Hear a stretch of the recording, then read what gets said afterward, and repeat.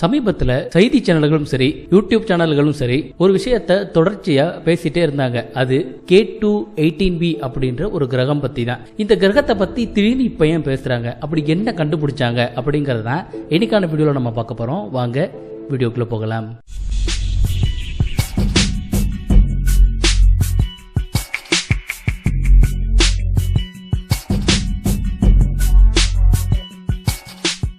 K2-18b அப்படின்ற இந்த கிரகத்தை இப்ப ரீசெண்டா கண்டுபிடிச்சாங்களா அப்படின்னு பாத்தீங்கன்னா இல்ல. 2015 வருஷமே இந்த கிரகத்தை கண்டுபிடிச்சிட்டாங்க. இப்படி 2015 கண்டுபிடிக்கப்பட்ட இந்த கிரகத்தை பத்தி இப்ப பரபரப்பா ஏன் பேசிட்டு இருக்காங்க அப்படின்னு நீங்க பாத்தீங்கன்னா அதுக்கு ஒரு முக்கியமான கண்டுபிடிப்பு இப்ப வெளியா இருக்கு இந்த கிரகத்தை பத்தி.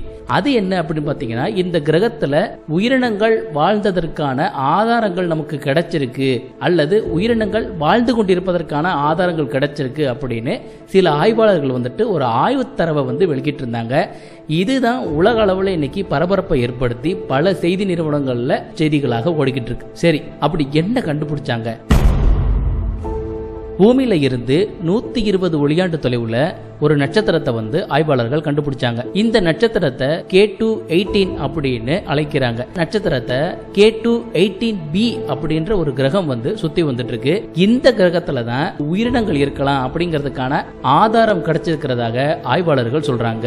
120 ஒளியாண்டு அப்படின்னு சொன்ன உடனே பல பேர் ஏதோ பக்கத்துல இருக்கு போல அப்படிங்கிற மாதிரி நினைச்சிருப்பாங்க. ஒரு ஒளியாண்டு அப்படின்றது ஒளி ஒரு வருஷத்துல எவ்வளவு டிஸ்டன்ஸ் டிராவல் பண்ணுதோ அதைத்தான் ஒரு ஒளியாண்டு அப்படி சொல்லுவாங்க. ஒரு ஒளியாண்டு அப்படிங்கறத நம்ம கிலோமீட்டர்ல சொல்லணும் அப்படின்னு பாத்தீங்கன்னா 9,50,000 கோடி கிலோமீட்டர். பூமியில இருந்து நாம விண்வெளிக்கு நிறைய விண்வெளி ஓடங்களை அனுப்பி வச்சிருக்கோம். அதுல வாயேஜர் அப்படின்ற ஒரு விண்கலம் தான் இதுவரைக்கும் நாம விண்வெளிக்கு அனுப்புனதுலயே அதிக தொலைவுக்கு இந்த விண்வெளியில டிராவல் பண்ணிருக்கு. இது எவ்வளவு டிஸ்டன்ஸ் டிராவல் பண்ணிருக்கு அப்படின்னு பாத்தீங்கன்னா 200 கோடி கிலோமீட்டர். இந்த வாயேஜர் விண்கலம் 61,000 கிலோமீட்டர் பெர் ஹவர் அப்படின்ற வேகத்துல டிராவல் பண்ணிட்டு இருக்கு. இந்த வேகத்திலேயே அது டிராவல் பண்ணுச்சுன்னா 1 லைட் இயர் டிஸ்டன்ஸை அது எட்டுறதுக்கு கிட்டத்தட்ட 18,000 வருஷம் ஆயிரும். இந்த கிரகத்தை 2015 வருஷம் கெப்லர் விண்வெளி தொலைநோக்கியை வச்சுதான் கண்டுபிடிச்சாங்க. கெப்லர் விண்வெளி ஓடத்தை வச்சு இந்த நட்சத்திரத்தையும் கிரகத்தையும் கண்டுபிடிச்சதுனாலதான் இதை குறிப்பிடும் போது K2-18b அப்படின்னு மென்ஷன் பண்ணியிருந்தாங்க. இந்த K2-18b அப்படின்ற கிரகத்தின் மீது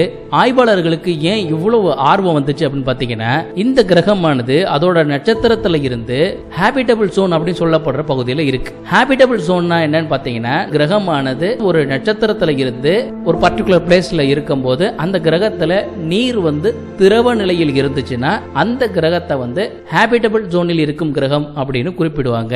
சோ இது போல இந்த குறிப்பிட்ட கிரகமானது அதோடைய நட்சத்திரத்துல இருந்து அந்த கிரகத்தில் நீரை தக்க வைத்துக் கொள்வதற்கான ஒரு பகுதியில் இருந்துச்சு. அதனாலதான் ஆய்வாளர்களுக்கு இந்த கிரகத்தின் மீது ஒரு ஆர்வம் வந்துச்சு. இதுக்கு முக்கியமான காரணம் ஜேம்ஸ் வெப் ஸ்பேஸ் டெலிஸ்கோப் என்ன பண்ணுச்சுன்னா இந்த கிரகத்தை ஆய்வு பண்ணி பல தரவுகளை பூமிக்கு அனுப்பி வச்சுச்சு.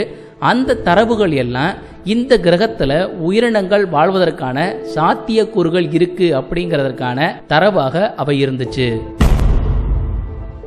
2 முக்கியமான தரவுகளை ஜேம்ஸ் வெப் ஸ்பேஸ் டெலிஸ்கோப் ஆய்வாளர்கள் கொடுத்துச்சு.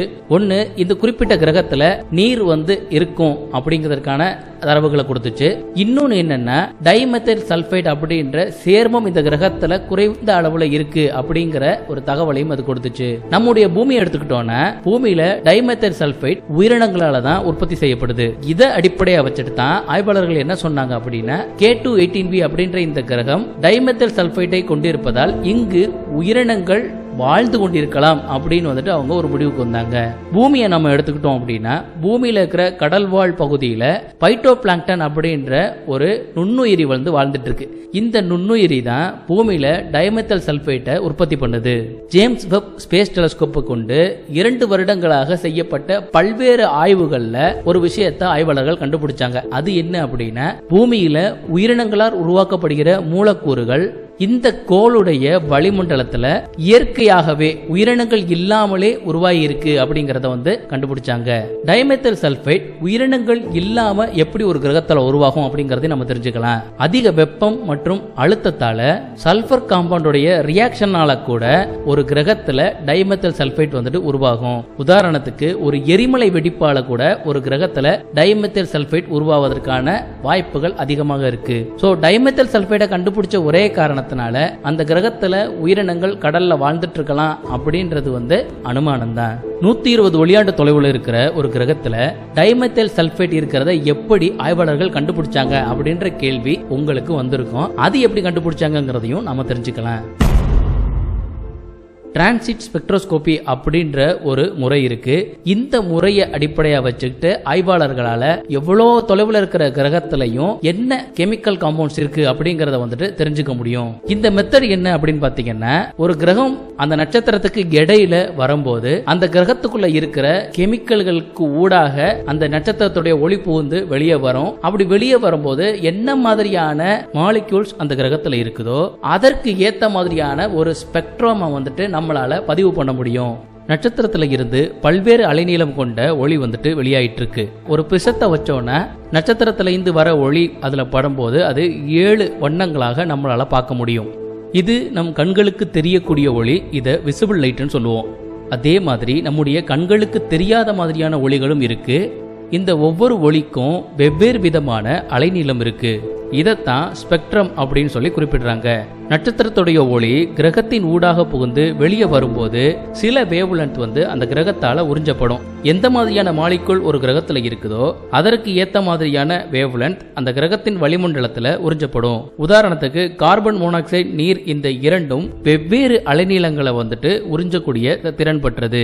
இதை வச்சுட்டு தான் ஒரு கிரகத்துல என்ன மாதிரியான மாலிகுல் இருக்கு அப்படிங்கறத ஆய்வாளர்கள் கண்டுபிடிக்கிறாங்க. 2023 வருஷமே இந்த டிஎம்எஸ் அந்த கிரகத்துல இருக்கிறத கண்டுபிடிச்சாங்க. ஆனா அது ஒரு தற்காலிகமான கண்டுபிடிப்பாகவே கருதப்பட்டது. இப்ப ரீசெண்டா இத பத்தி ஏன் இவ்வளவு ஃபேமஸா பேசிட்டு இருக்காங்க அப்படின்னா, 6 to 12 மைக்ரான் அளவுக்கான அலைநீள பரவல்ல செய்யப்பட்ட புதிய ஆய்வுகள் டிஎம்எஸ் அல்லது டிஎம்டிஎஸ் இருப்பதற்கான 3 சிக்மா முக்கியத்துவம் கொண்ட சான்றுகளை அது கொடுத்திருக்கு. டிஎம்எஸ் மற்றும் டிஎம்டிஎஸ் தான் பூமியில உயிரினங்கள் இருப்பதற்கான பயோ சிக்னேச்சராக கருதப்படுது. இந்த கண்டுபிடிப்பை வெளியிட்டதுக்கு அப்புறமா ஆய்வுலகத்துல ஆய்வாளர்கள் பல்வேறு விதமான விமர்சனங்களை முன் வச்சாங்க. அப்படி சொன்னேன்ல, அதுல பல்வேறு விமர்சனங்கள் இருக்கு. குறிப்பா ஒரு சில விமர்சனங்களை நான் சொல்றேன். K2-18b அப்படின்ற இந்த கிரகத்துல மீத்தேன் மற்றும் கார்பன் டை ஆக்சைடு இருக்கிறது கண்டுபிடிக்கப்பட்டிருந்தாலும் இவை உயிரற்ற செயல்முறைகளால் அந்த கிரகத்துல உருவாகி இருக்கும் அப்படின்னு ஆய்வாளர்கள் சொல்றாங்க.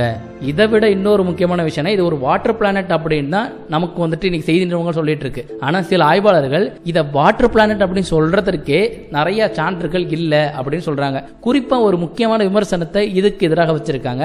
அது என்ன அப்படின்னு பாத்தீங்கன்னா, ஹைசியன் கோல் மாதிரிகளோட இந்த K2-18b கிடைச்ச டேட்டா மாதிரிகள் ஒத்து போகல அப்படின்னு சொல்லியிருந்தாங்க. ஹைசியன் பிளானட்னா என்னன்னு பாத்தீங்கன்னா, வளிமண்டலத்துல அதிகப்படியான ஹைட்ரஜனும் திரவ நிலையில நீராலான கடலும் இருக்கணும். இப்படி இருக்கிற ஒரு எக்ஸோ பிளானட்டை தான் ஒரு வாட்டர் பிளானட் அப்படின்னு ஆய்வாளர்கள் டிஃபைன் பண்ணியிருக்காங்க.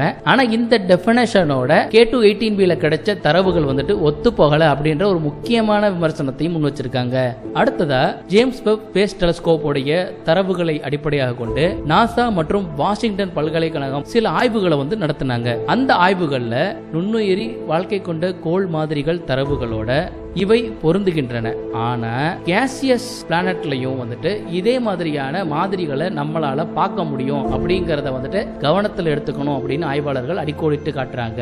கேசியஸ் பிளானட்னா ஒரு பிளானட் முழுக்க முழுக்க வாயுவாலேயே உருவாகி இருக்கும். இந்த கிரகத்துல உயிரினங்கள் இருக்குதா அப்படின்றத உறுதி செய்யணும் அப்படின்னா இன்னும் நமக்கு நிறைய தரவுகள் தேவைப்படுது. உதாரணத்துக்கு அமோனியம் டைமெத்தைலுடைய பிரசன்ஸ் அதிகமா இருக்கிறது. இந்த மாதிரியான டேட்டாஸ் நமக்கு கிடைச்சிச்சுன்னா இந்த கிரகத்துல உயிரினங்கள், நுண்ணுயிரி மாதிரியான உயிரினங்கள் இருக்கலாம் அப்படிங்கறத நம்மளால தெரிஞ்சுக்க முடியும். LH1140b அப்படின்ற மாதிரியான கிரகங்கள் எல்லாம் ஆய்வுக்கு உட்படுத்தப்பட்டு இருக்குது. இது பூமியில இருந்து 40 ஒளியாண்டு தொலைவுல இருக்கு. வெப் தொலைநோக்கியோடைய தரவுகள் இந்த கிரகத்துல உயிரினங்கள் இருக்குதா அப்படிங்கிற மாதிரியான ஆய்வுகளும் போயிட்டு இருக்கு. இந்த கிரகத்திலையும் நமக்கு ஏதாவது ஆதாரங்கள் கிடைக்குதா அப்படிங்கறத பொறுத்திருந்து நாம பார்க்கலாம். ஓகே, இந்த K2-18b அப்படின்ற கிரகத்தை பத்தின பல்வேறு ஆய்வு தரவுகள் தொடர்பான தகவல் நீங்க தெரிஞ்சிருப்பீங்க. இது போல வெவ்வேறு ஆய்வுகள் தொடர்பான தகவலை தெரிஞ்சுக்கணும் அப்படின்னா சேனலை மறக்காம சப்ஸ்கிரைப் பண்ணுங்க. இந்த வீடியோ லைக் பண்ணுங்க. உங்களுக்கு ஏதாவது கேள்விகள் இருந்தா வீடியோக்கு கீழே கமெண்ட்ல உங்களுடைய கேள்விகளை பதிவு பண்ணுங்க. மீண்டும் வேறு ஒரு சுவாரஸ்யமான வீடியோல மறுபடியும் சந்திக்கிறேன். பை.